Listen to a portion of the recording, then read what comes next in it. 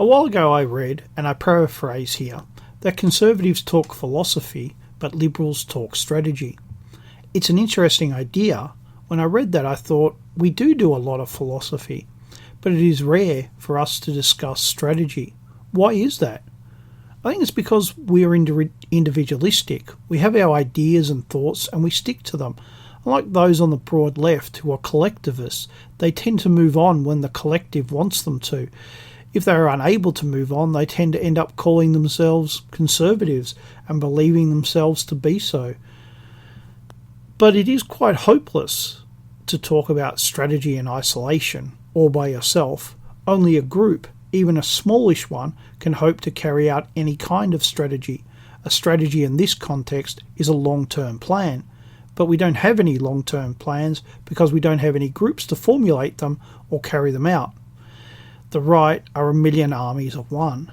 How do we affect change if we do not have any strategy? How do we affect change if we have no one to formulate or to carry out such a strategy? I assume that if you're here listening, that you're as sick and tired of where the world is heading as I am. In fact, I'm not only sick of where it's heading, I'm sick of it right now. I don't want to return to a past world. I want to transform this one. I want the world to make sense. I want the natural order restored. I assume I'm not the only one. But all I see and hear is how the world is going bad and how I am powerless to do anything about it. There are groups who oppose Islam, who want to stop immigration, or who oppose feminism.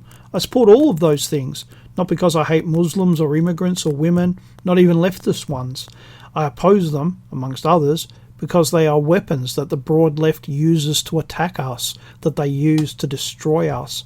But I don't want to belong to three groups where I support 60% of the agenda. I'd like to support at least 90%. Maybe I'm just being greedy.